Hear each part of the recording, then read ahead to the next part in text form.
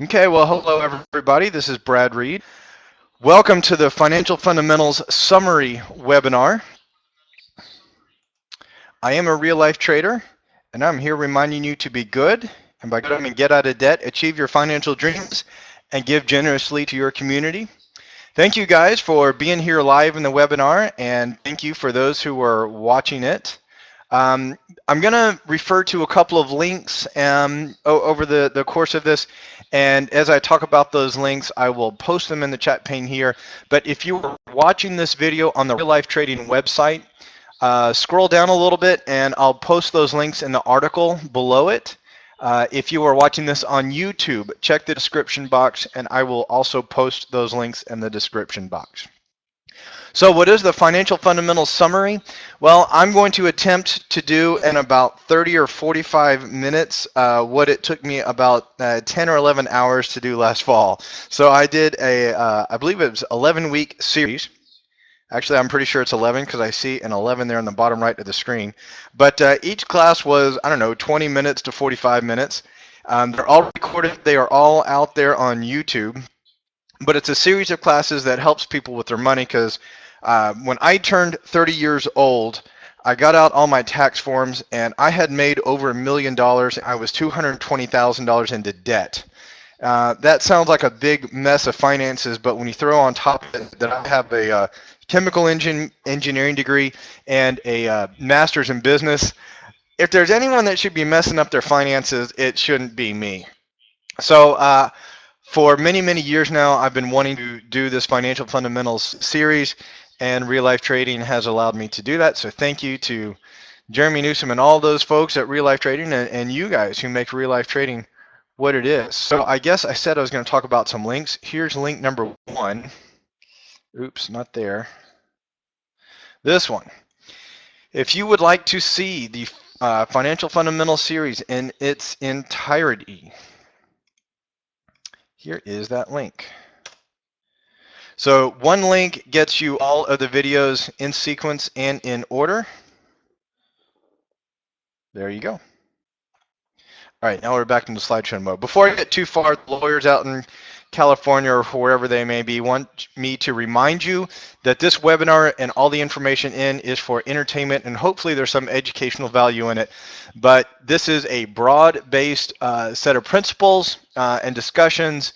And if you need individualized advice for your individualized situation, you need to seek individually a proper licensed individual, competent individual in your area. All right, some of the big takeaways from the Financial Fundamentals webinars, and again, these are very, very high level, but you need to make all your financial decisions together. If you are married or if you are somehow financially bonded to someone else, you need to be sure you make your decisions together. 50% of all divorces happen for financial disagreements. And usually in any relationship, there's always someone that's at least a little bit more dominant than the other. And if you are that dominant person, you need to be sure that you are actively listening to the other person. And if you are the non-dominant person, you need to be sure that you are speaking up at this time more than any other time. Because if one person gets their way, if someone kind of pushes it and the other person, although they may say that they agree, they don't in their heart agree, there's going to be problems down the road because someone's not going to get their way, someone's not going to feel hurt, and there's going to be what I heard someone call it financial infidelity. So be sure that you guys are working together and that everyone agrees. Yeah, a very, very big key to success is that you are working together. Now, success equals opportunity plus preparedness. Opportunities come, but they're fairly random, and you need to be sure that you're prepared so when the opportunities do arrive that you can be successful. In the very first webinar of the series, I talk about 2 huge, ginormous, life-changing opportunities that I was not able to take advantage of because I was not prepared. Number 3 up there is have a plan. If you're a stock trader, especially a stock trader with real life trading, you have a plan for every stock trade that you get into. When are you going to get in? Where are you going to get out if it hits your target, and where are you going to get out if you're wrong and it goes against you? Most of us have a plan for when we go on vacation, when we go to the grocery store, even the first hour in the morning. We know what we're going to do ahead of time. But too many people don't have a plan for each paycheck, and it gets wasted, and then they start looking and hoping that the next paycheck's going to come really soon because they're out of money. And the scary thing is, most people spend more time in 1 year planning a vacation than they do planning retirement their entire lifetime. Okay, you only get one shot at retirement. You got to make sure that you do it well. And if you find that you have any fear over any aspect of your life, whether it's fear of retirement, fear of being able to afford Christmas, or any type of fear, usually having a plan will help alleviate that fear. I'm a licensed skydiver and a licensed scuba diver, and 90% of those certifications are learning, studying, and demonstrating. What are you going to do if some fearful thing happens? If you're scuba diving, what do you do if your mask floods and you can't see? What do you do if you run out of air? What do you do if you get caught on some coral or seaweed or something? It's all about what are you going to do if this happens. Same thing in skydiving. What are you going to do if your parachute doesn't open? What are you going to do if you have this malfunction? What are you going to do if this happens? So have a plan for your finances. What are you going to do if different things happen? If you have a plan, that will help alleviate fear, not just in finances, pretty much all aspects of life. Create plans. Now, one of the very distinct keys to financial success is to spend less than you earn. That's a lot easier to say than to do, but basically it means don't go into debt, don't take out loans on anything. Pretty much the only exception is the primary mortgage on a house. On your house, your primary residence. There's really nothing else you should take out a loan for. And some of you guys are saying, but Brad, how am I going to buy a car? Brad, how am I going to go to college? Brad, how do I go get dinner if I can't swipe a credit card? And there are some people that don't know how to get food unless they swipe a credit card. But all of these people that are doing these things are spending more than they earn. And that's just not what financially successful people do. They spend less than they earn. And through the series, we'll talk a little bit about it here, but through the entire webinar series, we talk about lots and lots of ways to do that. And then the big one we're going to talk about today, retirement is spending less than your money grows after inflation. And since we'll talk more about that, we'll go on. Let me give a quick, a very quick rundown of how the financial fundamentals webinars are laid out. The first three are about preparation. They're a little bit about education, right? They talk about me and my journey and how I got to where I am now. And by the way, I guess I told you well now, I was 30, I was 220 grand in debt. Right now, I'm 41 and been debt free for quite a while. And every time we go on vacation or have Christmas coming up, everything is paid for in advance. We have pretty much funded everything that we need for our retirement and are currently working on getting money into the kids' college funds. My children are 3 and 5 at the time of this webinar, which is on February 29th, 2016. By the way, happy bonus day, everybody. My kids are 3 and 5 here in 2016. Each of my kids is going to need about $250,000 for their college degree. And again, there's a webinar about planning for children's college if you're looking for that. But the first three are about preparation, about learning key concepts, and then there's the pregame. So before you actually go out there and start getting out of debt and start changing the way you manage your money, there's three things you got to have. You got to have a will, you got to have a budget, and you got to have the right insurance. We will talk a little bit about insurance today because most people don't have the insurance that they need, but they do have a ton of insurance that they don't need.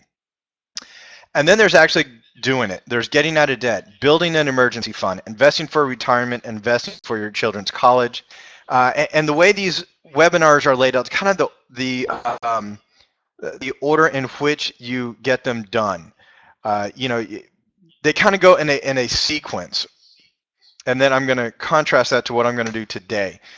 So other stuff at reallifetrading.com. If you're new to real life trading, we will be posting probably, I don't know, I'm going to guess somewhere around 20 stock setups every single week, and they're free. We talk about where we're going to get in with our real money, where we're going to get out if it goes against us, and where we're going to get out if it goes in our favor.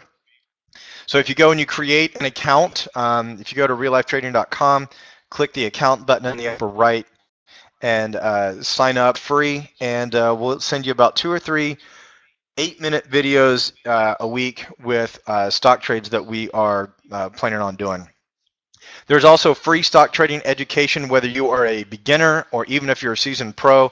Doesn't matter if you want to be a long-term investor or if you want to day trade options. All the education is there, and it's all free. There's also hundreds of free articles and videos.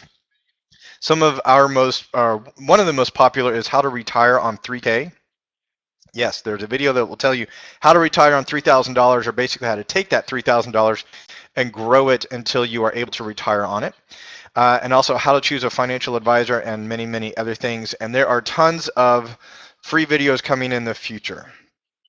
Eric Newman says, don't forget the organized sports. What do you mean by that, Eric? You mean about the costs and kids going through sports and dance and baton and the competitions and all that kind of stuff? Yes, those can be expensive and time consuming. So the webinar series goes through kind of a time sequential approach. What concepts are you going to need first, and what tools do you need to put in first? This webinar will kind of do a backwards approach. What's the goal, and how do we build to that goal? So if you ask most everyone, what's your goal with money, they'll tell you we want to be financially successful. Some people call it retirement. They want to quit their job. They want financial independence. They want to be independent of work, the government. They want to be independent of everyone. They have their own source of money. So let's talk about that. Let's pretend that we are raising animals for a living. Let's say we're raising cattle. We are cattle ranchers, and in order to provide the expenses for our family, we need to sell 100 cows each year. If we want a sustainable business, how many animals need to be born each year if we're going to sell 100 animals? And there's A, B, and C there. So I'm going to ramble on, and you pick a letter there. But if only 80 animals are born each year, and we sell 100, eventually our herd will dwindle down, and eventually we will have sold all of the cows in our herd, and it will not be sustainable. Carolyn Bailey throws out C. All right, I like that answer. Carolyn, you want to type out why you like C better than the others, and I'll keep talking. I like it though. My dad throws out C. All right, very good. So if 100 animals are born each year, we will have a sustainable business, right? We will go each year, and our herd will never grow because we'll be selling the same amount of animals that are born each year. So our herd won't grow. That might be a problem. What if we have some bad weather, or what if for some reason the price of food goes up, and so it becomes more expensive to feed our cattle each year? So technically, B or C are good answers, but in real life, I hit the wrong computer. There we go. In real life, we have something called inflation. And now I know for the last 10 or 15 years, our economy has been so bad that not many of us have experienced inflation. But if you look over the long run, the number most often used for predicting future inflation is 4%. So if we don't grow our herd by at least 4%, we will eventually run out of cows and our herd will dwindle to nothingness. So let's go with C. We need 120 animals born each year in order to have a future business. Because if you need 100 animals, plan for surprises, put some back into business, and save. I love it, Carolyn. Exactly what I'm about to say. So the question now becomes, if we want 120 animals to be born each year, how many adult animals do we need in order to produce 120 new ones? Do we need a herd of 120 because we get 100% return each year? Do we need 600 animals in a herd to get 120 born? Do we need 1,200? I do have some experience with cattle. My dad was involved in some cattle ranching when I was very young, and I think I remember that each cow producing a calf or a heifer each year might be a little bit on the high side. There's not quite a one for one there. They're cattle, not rabbits. But Eric says that he can, if he has 120 females and one good bull, he can probably 120. I'm thinking it's more probably close to B or C. You'll get one new cow for every 5 that you have, maybe 1 out of 10. So I would want 600 in my herd, but Eric says he only needs 120. So what this means is that Eric is a different type of rancher than I am. Maybe Eric has more knowledge of cattle ranching. Maybe Eric has access to more technology and different veterinary techniques. I know Eric, but Eric says I'm not a rancher for sure. I'm like, but Eric, you're helping me with the example, so I appreciate it. But the whole point is that you need to, based on your abilities to grow your herd, aka your abilities to invest for your retirement, right? What rate of return do you get will determine how big your herd needs to be or how big your retirement account needs to be before you start retirement. Now, if I'm not a good enough rancher, maybe I need to go get some education and learn how to increase the procreation rate of my herd of cattle. Or maybe I need to hire someone to do this, right? So the first one there is I can go learn how to be a better investor. And thank goodness there's a company called reallifetrading.com that'll teach me how to do that for free. Or I can go hire a competent financial advisor to grow my funds for me until I can do it better than he or she can. So if I know I need a herd of, say, 600 cattle before I can start my retirement, and I don't have 600 now, how do I grow it up to 600, right? So if I'm not able to retire today, how do I grow my retirement savings from now to the size that it needs to be? Well, I can contribute new animals each year or month, right? So I have a day job and I go to work and I get a paycheck.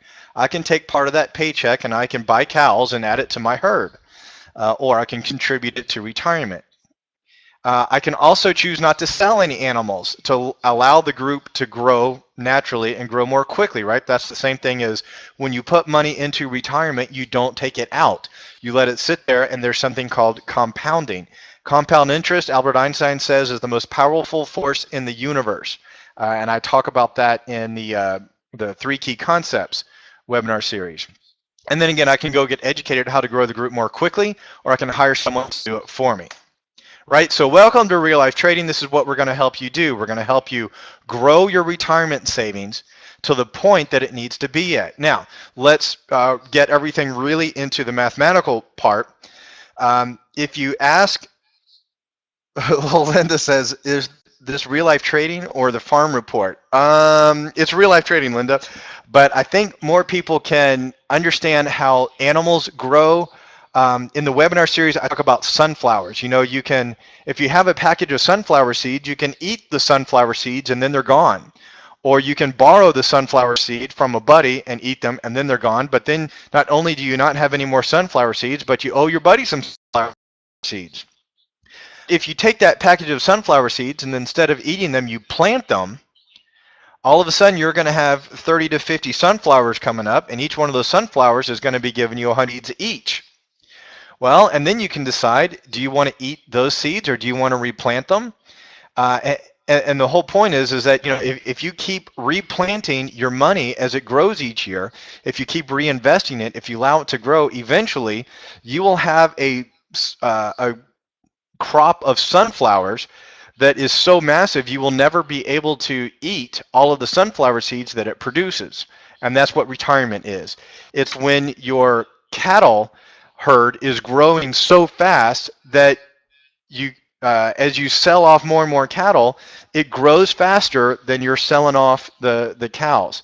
I also talk about a tree. If you need firewood, would you rather be cutting limbs off of a ginormous tree that's growing faster than you're cutting off branches? Or, you know, if you have this little twig or, you know, like a 10 or 15 foot tree growing in your backyard and you go start cutting off branches for firewood, you're not going to have enough. You need a massive 50, 60, 70 foot tree that every time you trim a branch, more tree is going to grow back than you're burning the firewood. So the whole point is, again, you want your retirement savings to grow faster than you're spending it.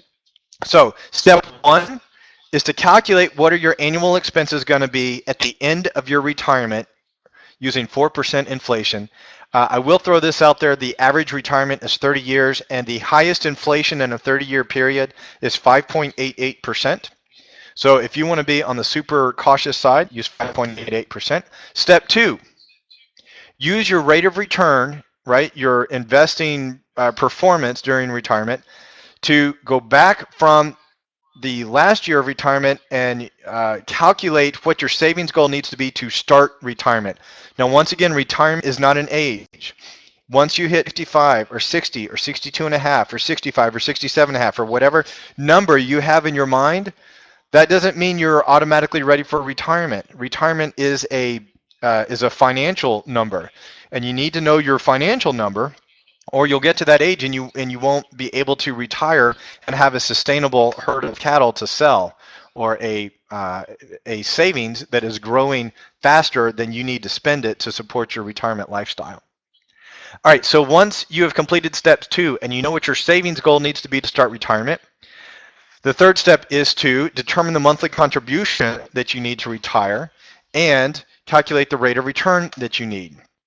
Now, wouldn't it be neat if some company like Real Life Trading had built a calculator so that you don't have to do all this math yourself, because this is some pretty nasty math. Maybe someone's created a retirement calculator that you can use. Oh, wow, that is so cool. So let's go out to this website, reallifetrading.com/article/retirement-calculator. And once again, I will post this in the chat pane here. I will also post it in the article that I write and post on the Real Life Trading website. I will also post it in the description if you're watching this on YouTube. So you come to this website and you scroll down and it says Retirement Calculator. Welcome, welcome, welcome. And then there's some yellow boxes down here. The yellow boxes are where you type in your information. So the current year, this says 2015. That's always fun. Let's change that to 2016. It says, in how many years will you retire? All right, 25 years is fine. How long will you be retired? 30 years. Why does it keep resetting? Probably only doing it because I'm recording a video. But I used this on Saturday, and it worked just fine. All right, so how long will you be retired? The average retirement is 30 years, so let's say 30 years. What inflation rate do you want to plan for? 4% is the number I like to use. How much do you have in your retirement savings today? Type in what you have there. Maybe it's 100,000, maybe it's 200,000, maybe it's 10,000. Be sure it's something greater than zero. In order for the math to work, it's got to have a number there that's greater than zero. If you don't have anything, just go ahead and maybe guess as to what you'll have by the end of the year. Maybe you can put $1,000 a month, maybe only $100 a month, but whatever you put in there, please put something in there. Now, if you hire a financial advisor, which is what most people do during retirement, the numbers that they're hitting are somewhere between 4% per year. So I have 7 in here as the default. The next box is before retirement, between now and when you retire. What rate of return do you seek? The stock market average over many, many different year periods is typically around 10%. So that's why I have 10% there. And then this is the magic box. If you were retired today, how much income would you want to receive from your retirement savings? So basically, if you were retired today, how much money would you need to live off of?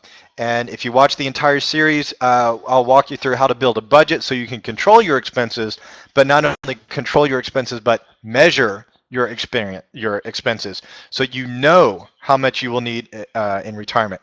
Now, what this calculator is going to do is it's going to take this $50,000 that I have here, or whatever number you type in. It's going to apply inflation until the end of your retirement. And if you are going to finish your retirement, say 55 years from now, right, 25 plus 30, you will need $451,000 in the year 2071 to provide the same buying power as $50,000 does today. All right, remember, prices triple in a 30-year period with 4% inflation. So if you were to retire today, In 30 years, a cheeseburger is going to cost $21,000. The average car is going to cost around $90,000 to $100,000. College education is going to be running about $400,000. These are the prices we have to look forward to in about 30 years. All right, so then after it figures out what you need your savings to be at the end of your retirement, it uses your rate of returns to backtrack what you need to start your retirement. And this says with these numbers, you're going to need $6.5 million. And the current $100,000 that you have will be worth $1.2 million. So you need to contribute $53,000 every year to retire with a $50,000 lifestyle. With what today is a $50,000 lifestyle, you need to put in $53,000 a year. Before I go on, I'm going to talk about one flaw of this spreadsheet, and that is that it assumes that every year you will spend all of the income from your retirement savings. And as it shows here, if you retire with $6.5 million, you'll be gleaning off $450,000 for your retirement expenses. Your first year of retirement, that will provide a lifestyle today of what's equivalent to $166,000. So you'll be getting a lot extra that first year. Hopefully you don't spend it all and you put most of it back in savings. That'll make this math become a lot easier, but let's just say this is a worst case scenario. Now, here's what is so powerful about the rate of return. All right, so right now we're going to have to put away $53,000 a year. You would need an income of somewhere around $250,000 to $350,000 a year in order to hit that. Okay, that's going to be very, very difficult to do. But let's say instead of 7% during retirement, you get 10%, and before retirement, instead of 10%, you get 12%. Now that $53,000 has come down to $18,000. So just a few percentages on your return can mean drastic differences in your retirement. So I just bumped each of these up by 2%, and it cut what we need to put into savings each year by 2/3. And so you can obviously play with these numbers. It's really hard to change the current year. People have been worried, trying to work on that for centuries, but no one's been able to come up with the technology to change the current time. And how many years will you retire? You can make that sooner or later, but that's not a lot of fun. Most people know when they want to retire. You can die sooner, right? Change the number of years you want to be retired, but again, that's not very fun. You can squeeze real hard and clench your fists and hope and pray, but that doesn't really change how much you have in retirement savings. You can change your retirement lifestyle, but again, that's not fun. Pretty much the only two numbers up here that are easy to change are rates of return you're going to get over the rest of your life. So that's why I suggest playing with these numbers. And just for giggles, if we make this 15%, let's go 16%. If you can get a 16% rate of return between now and retirement and a 10% rate of return during retirement, you can retire with $100,000 in 25 years. You don't need to put anything else in. But maybe for you, let's go to 13. Maybe for you and your family and your income, you think 12,500 a year, right? What's that? Not even $1,100 each month is doable for your family. So you need 13% before retirement and 10% during retirement. Maybe you don't like 10% during retirement. Maybe you want that 8. And so let's put that back to 15. The point is I'm playing with these numbers. Let's say $6,500 is what you want to put into savings each year. Yeah, $6,500 each year. Then you need to go find a financial advisor that can produce 15% a year, or learn how to trade yourself and hit 15% each year. So use this spreadsheet to determine what rate of return you need and how much to contribute each month to saving. And this will give you the numbers that you need. This is your plan, the numbers that you need to hit to be successful in retirement. All right, let's see if I can pick up where we left off, and not bad. All right, now, here is why I think it's very important that everyone learn how to invest for themselves. This is the Dow Jones from 1950 to 2014. And for the last 50 years of the last century, the market pretty much did nothing but go up. There were a very few and very short-lived minor downturns. Anybody remember the end of Ronald Reagan's term, 1987? I want to say it was October 19th, and the market crashed by 19%, and everyone was screaming and yelling and running around in the streets. And they said Ronald Wilson Reagan, since each of his names had 6 letters, Ronald Wilson Reagan, those are all 6-letter names, 666, that he was the Antichrist because of how the stock market reacted in 1987. This last red circle here, that was a very, very scary time for many, many investors because the market went up. Buy and hold worked. Mutual funds, all mutual funds do is they buy and hold. That's all they do. And it worked. Well, then we get to 2000 and we have a sell-off like had never, ever happened before, ever, in the stock market. Then we had this crazy amount of unprecedented growth at a speed and a percentage that had never happened before.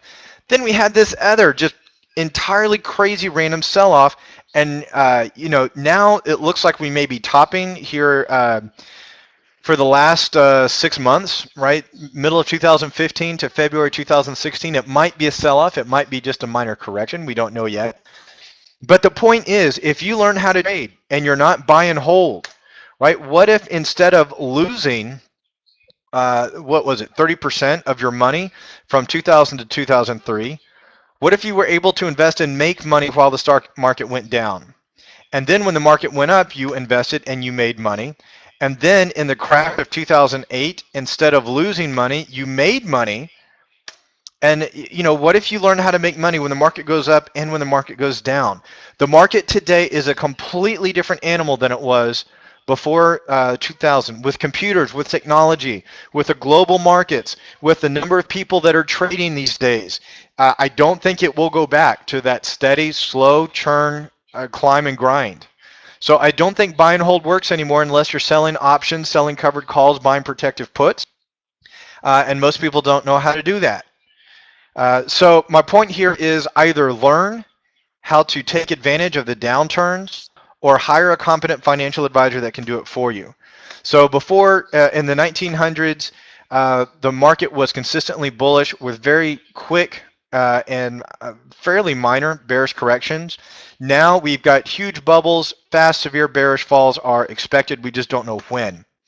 Information was hard to get in the 1900s. Now you can pretty much get it anywhere you go. Trade fees in the 1900s were anywhere from 1% to 7%. So basically you had to hold on to the position for a while in order just to break even. Today on some of my stock trades, I pay $1 each direction. So even this is out of $5 or less. Before in the 1900s, you'd have to call your broker or send them a letter and say, hey, I'd like to get into such and such stock. And, over the next day or two, you would actually get into that stock. Today, you can choose up to the penny, up to the millisecond when you get it. Maybe not millisecond, but certainly to a second, you can get in or out. Options were very expensive. Today, they are completely inexpensive, and there's a whole lot more options available. Before buy and hold worked, now it doesn't. You got to find a style that works for you and get good at it. Now, while you're learning to invest, I suggest that you hire a financial advisor. A good advisor will charge you a management fee, which is a small percentage of your assets every quarter. Some of the ones that you want to avoid are going to charge you a sitting fee, or they take a percentage of your assets up front, and since that's very scary, they'll call it a load fee. Now, the problem with these two situations is that the advisor is not in the investment with you. They are not vested in your success. They don't care. They get your money up front and then they let you go. And by the way, I do have a Series 6, 63, and 65. I'm a licensed mutual fund investor, and I do not trade mutual funds because I think they're horrible based on some of those charts I was just showing you. But I am a financial advisor, and I can help get you connected with a competent one if you wish. Email me, brad@reallifetrading.com, and I'll post my address, my email address here shortly. You also want a good advisor that's independent of the investment choices. A lot of the big banks and the big names, they put pressure on their investors to put their clients into their own funds. So any big bank that you can think of has a number of investment choices out there, and you need to find an investor that can really put you in the best choice available and is not tied to their employer, right? That doesn't have to put you into certain funds here or there. Very, very important that your advisor reacts to market conditions. You do not want someone that's going to set it and forget it or believes that one investment style for all markets.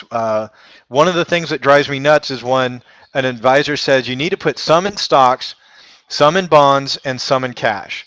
And the problem with this is that if the market goes up, the bonds typically go down. If the market goes down, the stocks go down and the bonds go up. And they'll tell you this is a good thing.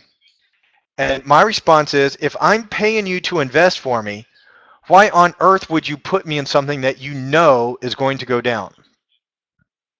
And then if the advisor is going to purposely put you in a large sum of cash permanently, I don't mean like a temporary, hey, let's play defense and move things to cash until things settle down. I mean, they're telling you, I'm going to take your money and I'm going to park it in cash, because guess what? Their fee is still going to be calculated on that cash position. So if, let's say I give you $100,000 to invest for me and you put 80,000 of it in cash and only invest 20, you're going to charge me a fee based on the whole thing, even though you're only investing 20%. Okay, I can go down a whole list of things that scare me about most financial advisors, but just be sure you get a good one that meets these criteria, or email me and I'll help you get connected to ones that I like. You want advisors that can show you a track record of success. Not those that are going to try and talk you into a lower performance and a lower retirement lifestyle. They're going to tell you, well, you need to give me more money, or you need to go earn more money, or you need to do this. No, no, no, no, no. You use that spreadsheet to calculate the rate of return you need. That financial advisor can't do it. Go on to the next one, or go learn how to invest for yourself.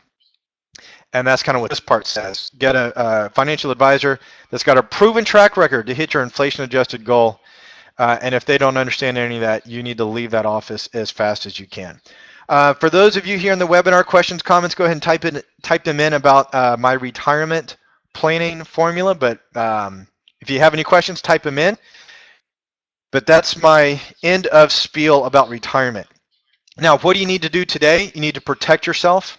That means get a will. One of my favorite quotes from my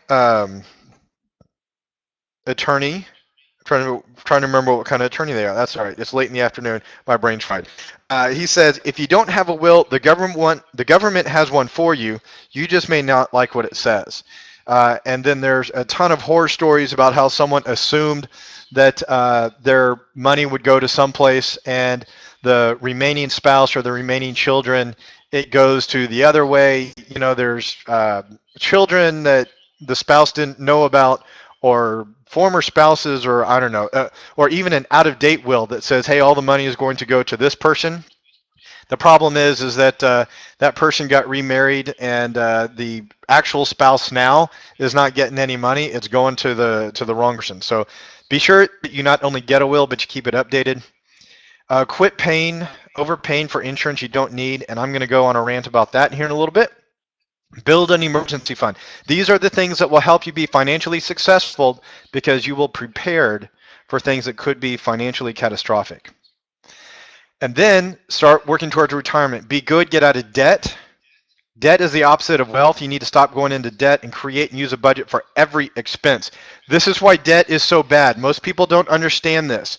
So let me go on a little talk here about why debt is so awful. This will also help you understand why the rich get richer. All right, so if you have $0, you're broke.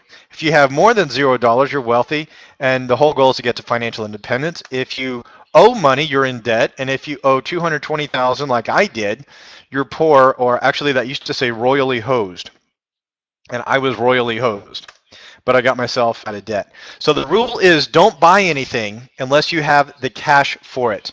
The only exception is the primary mortgage on your primary residence. That's the only thing you can take out a loan for. Everything else you got to pay cash. A lot of people like to take out a loan for a car.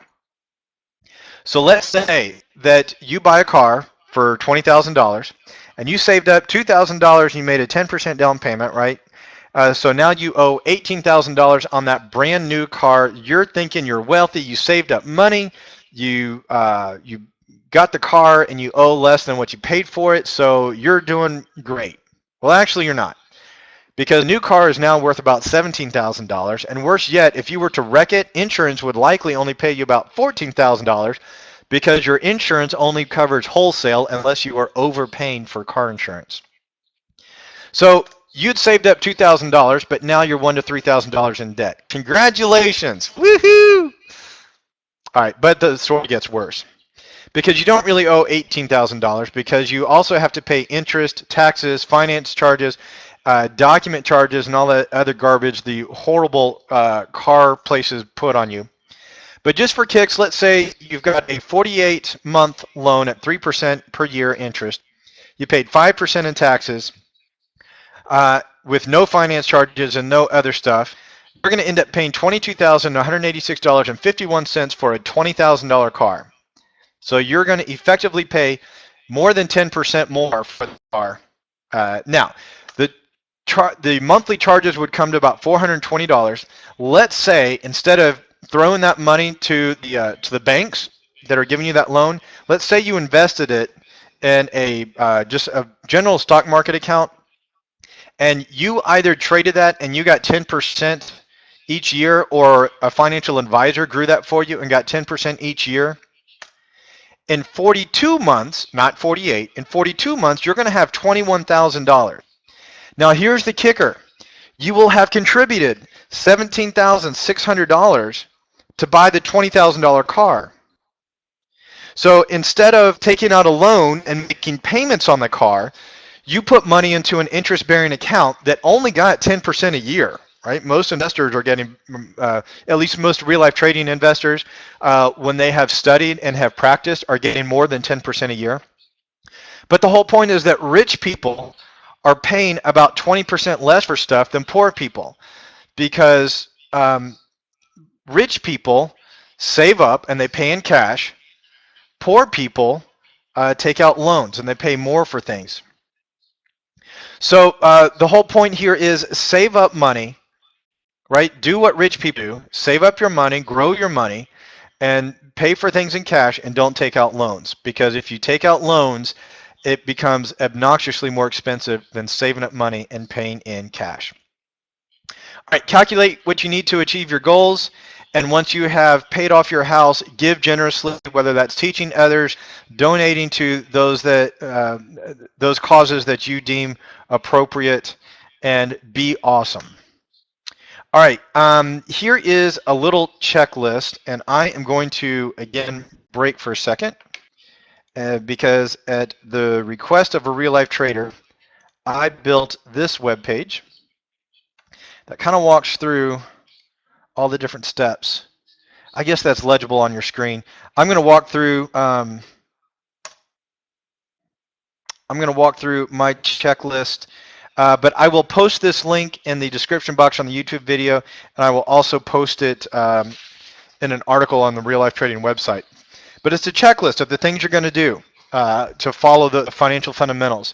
So number one, you need to learn how to invest, right? And even if you don't end up trading for yourself, you can at least understand what your financial advisor is doing. And if your financial advisor is not doing it right, then you can change advisors, or you can start investing for yourself. Watch the financial fundamentals video. Comprehend the three key concepts. Debt is the opposite of wealth. Compound interest can grow your money faster than you can earn it or save it. And inflation at 4% will cause the cost of living to triple in 30 years. Again, all of these are takeaways from the individual videos.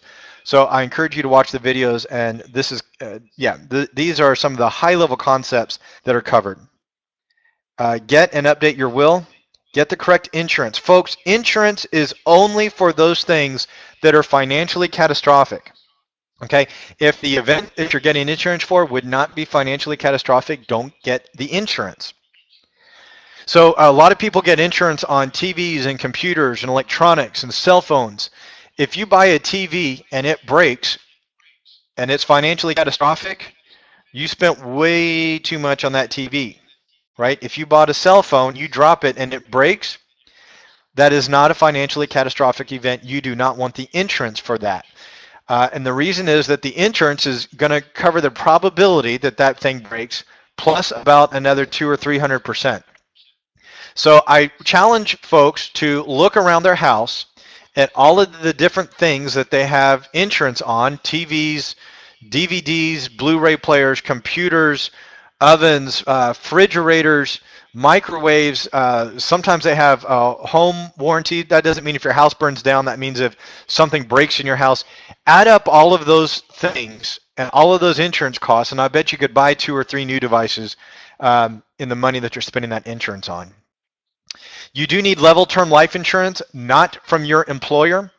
Most people do not die at work. If they do, they get sick and then they either quit or get fired. And when they get quit or get fired, they lose their insurance and then they die. So be sure you have life insurance outside of your employer, and you want level term life insurance, not whole life insurance. Level term life insurance is about 10% or less the cost of whole life. And the reason is you only need life insurance for the time when you're broke. If you are saving money and you're growing money, then eventually you will not need life insurance. You should definitely have critical illness or long-term disability insurance. You need updated house insurance. If you bought your house 30 years ago, it has probably gone up in value. And it would be financially catastrophic if your house burned down and you did not have enough money to replace it. A lot of people should have extra liability on their car insurance because if you accidentally drive your car through an art museum, or you get involved in a car accident and it's not your fault, but you are the one that has insurance, you will be the one that gets sued. And by the way, if you do $100,000 worth of damage with your car and you have $50,000 worth of insurance, the person damaged, or the person believed, or whoever believes that they're damaged, will sue your insurance company for $50,000, and then they will sue you personally for whatever is left. So if you have $50,000 worth of liability and you did $1 million worth of damage, they are coming for you for whatever your insurance does not cover. Therefore, pay an extra 10 or 20 or 30 bucks a year and get extra liability car insurance. If you are over the age of 60, you need long-term care insurance. The scary retirement homes here in the USA are running about $50,000 a year. Those are expected to go up, and the nice ones are about $90,000 a year. The average person spends 18 months in a retirement facility, right? That's average, that's typical. So if you follow the map, you're going to be spending anywhere from $75,000 to $150,000 in life, in retirement fees. Or excuse me, retirement home fees, senior care facilities, whatever you want to call them. 30 years of long-term care insurance will probably cost you somewhere around $20,000, $30,000, maybe $40,000. So it does become cost advantageous to get long-term care insurance when you reach age 60. And then you should also get insurance on your investments. Did you know you could get insurance on your investments? That's the whole point of options. So if you can buy puts, if your finances, if your savings go down in value, your puts will insure your account, or get a financial advisor that knows how to protect your money. All right, so that is the whole point about getting the correct insurance.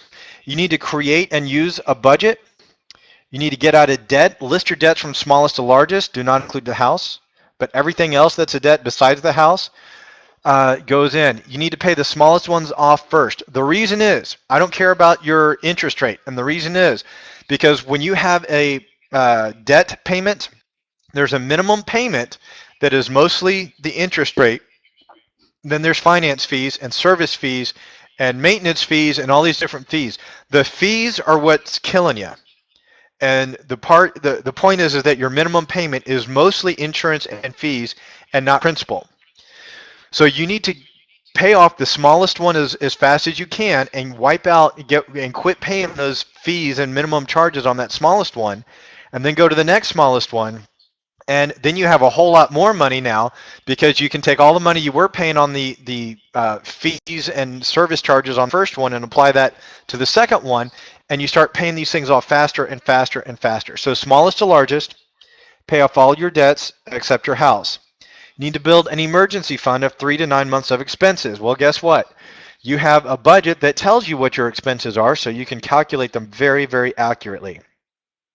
Once you have your emergency fund, you can calculate how much you need to contribute towards retirement, and you use the spreadsheet that we just talked about in order to figure out what rate of return you need, and you either do that through a 401k, Roth IRA, traditional IRA, um, uh, or hire a financial advisor.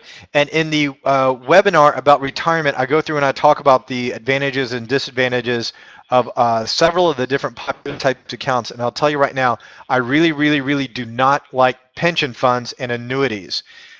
Those funds tend to give you somewhere between a 1 and 6% return.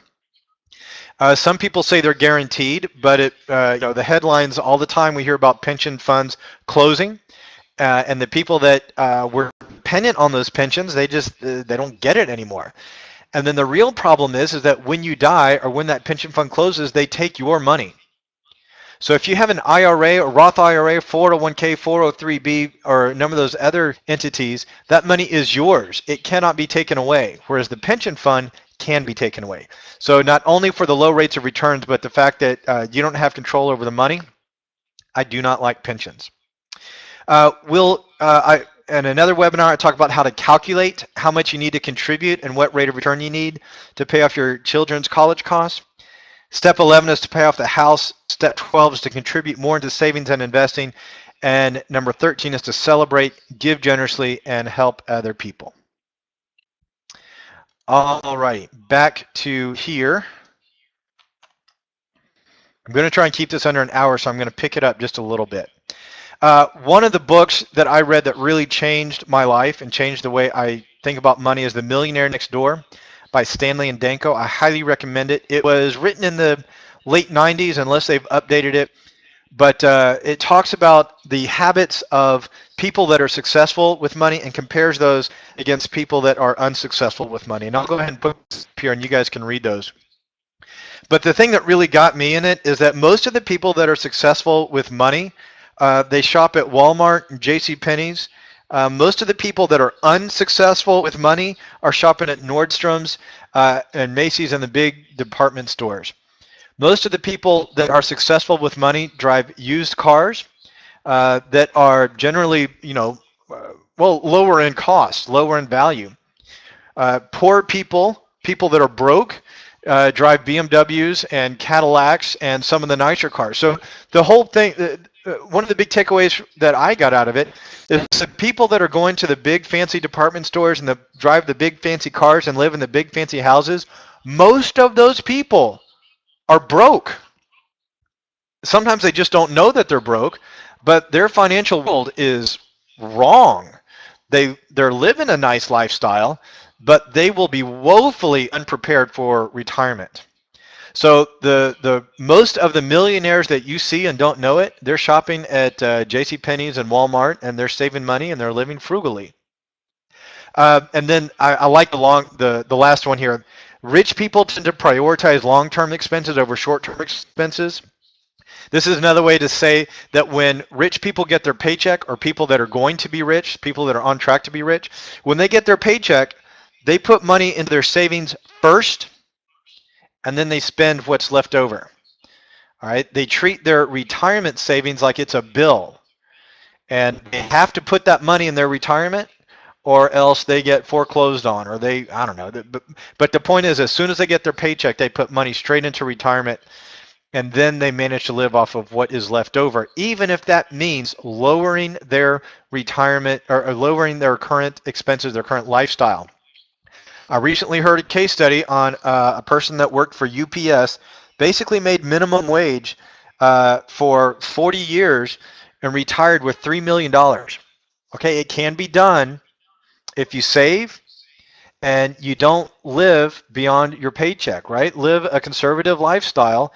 And you don't have to have big, ginormous incomes in order to be financially successful. You just have to control your expenses, spend less than you earn, and save and prioritize long-term expenses over short-term expenses.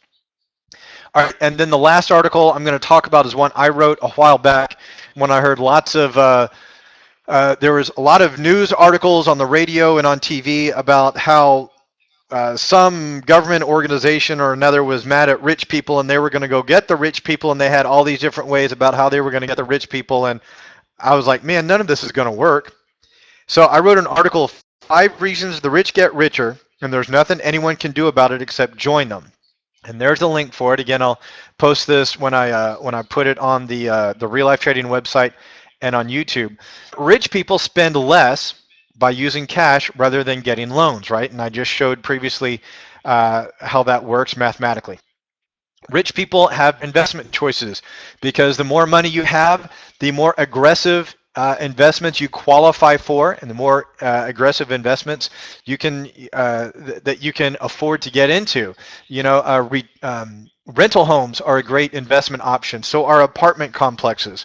But unless you have a couple $1,000,000, you can't go buy an apartment complex. Rich people spend less for insurance because insurance is for things that are financially catastrophic. If you're rich, there are fewer things that are financially catastrophic, therefore you need less insurance. Rich people spend less than they make. Their expenses are less than their income. And then to take that one step further, rich people spend less than their investments grow after inflation. So rich people look at how well their investments are growing, they add an inflation factor, and then they spend less than that.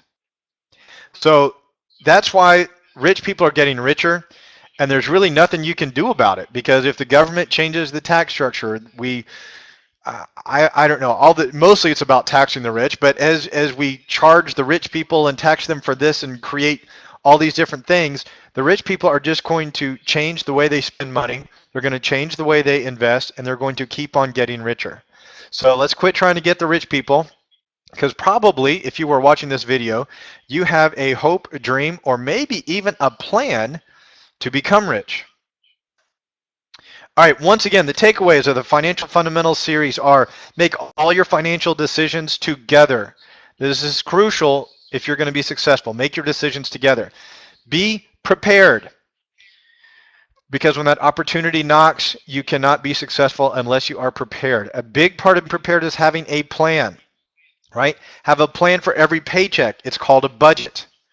Have a plan for retirement based on your rates of return and how you're going to manage your money during retirement. Be sure that you are saving money and you are growing money, and you know how fast you need to grow the money.